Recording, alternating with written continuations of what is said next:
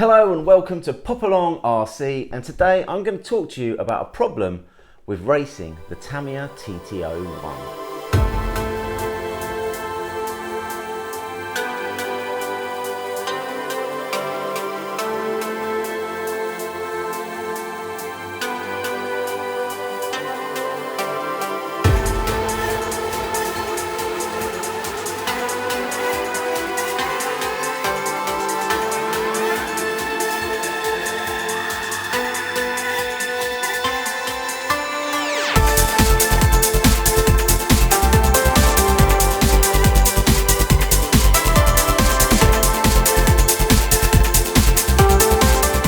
Okay, so what is this problem I am on about?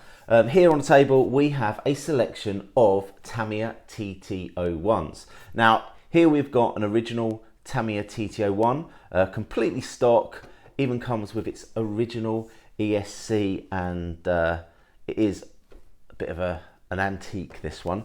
And then here we have a car that's featured on the channel quite a lot. This is my race car. This is the one that I am currently running at Leighton Buzzard Model Car Club. I also run this car at Milton Keynes Model Car Club. And then over here we have got pretty much the same car. However, this is my outdoor car. This is my Iconic Cup car. So with regards setup wise, Mark's done a video on how to set yourself up for carpet and set yourself up for tarmac or asphalt, the outdoor tracks.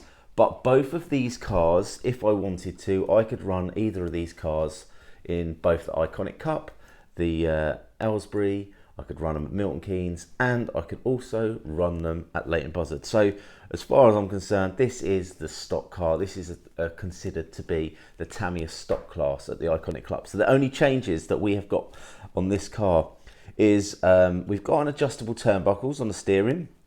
We've got alley oil filled shocks, and we've got an alley drive shaft that runs down the centre of the car.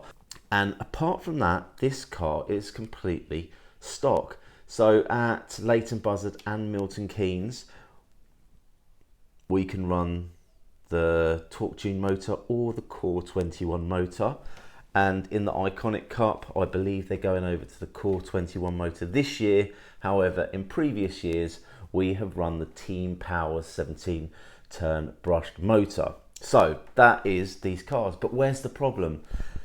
The problem lies is just because all of those clubs and competitions run that setup doesn't mean the same goes for every car. So this car here, although I consider it to be a stock car, I would not be able to run this at Stevenage Club.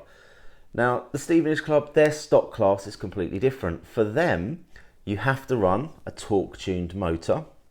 So therefore, this one can't run because I've got the Core 21 in, so I'd have to change that. And then, the other issue that I've got is I can't run LiPo batteries. Well, I tend to run all of these cars on LiPo batteries, so I'd have to go back to nickel batteries. So that's another change that I need to make. And also, for the stock class at Stevenage, their stock class means you can run whatever hop-ups you like. So if you have a look at some of the TT01s and TT02s that are running in the stock class over at Stevenage, they are almost unrecognisable. Obviously, we've featured Lee on the channel quite a few times, and he runs his TT02 SR, which is full of upgrades, and he's even gone even further than the SR and put additional upgrades on that car. So the handling and the setup is far superior to the basic TT01E, which these cars are. So why is that a problem? Well, I want to get my son into RC car racing, and I thought to myself, I'll get him a car set up for the Tamiya Junior E class. So I went online, had a little look at the rules, and the rules are completely different again. So it's the same car, but it's different again. So me and my son are currently building this car, and some of the things that are different in the Junior E class is its fixed gearing, which fortunately I've got the spur gear. I just need to source another pinion, which I believe I've got anyway.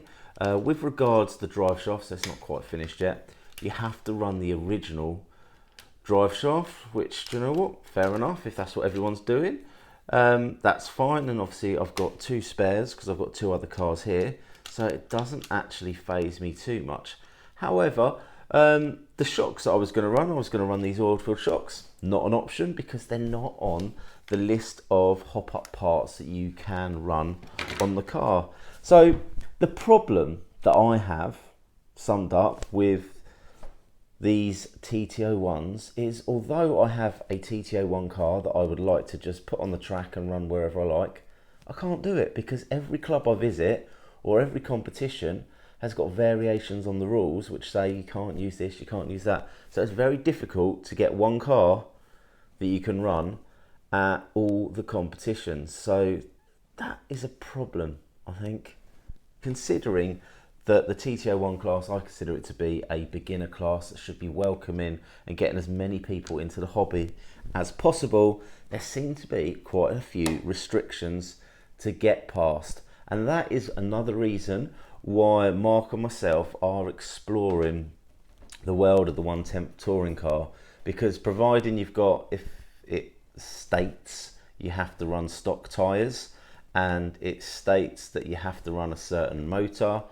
outside of those parameters, as long as your car is on weight and it fits the diameters that they specify, i.e. ride height and length and height of the shell, you're good to go. And we know that we can pretty much rock up at any club that runs the 1/10 touring car and this car is going to be legal. Same goes for the MTCs and the clubmans that we're doing. So if we're running a 4-wheel drive MTC, we know that if we put a 17.5 turn motor that's on the list, that car's good to go.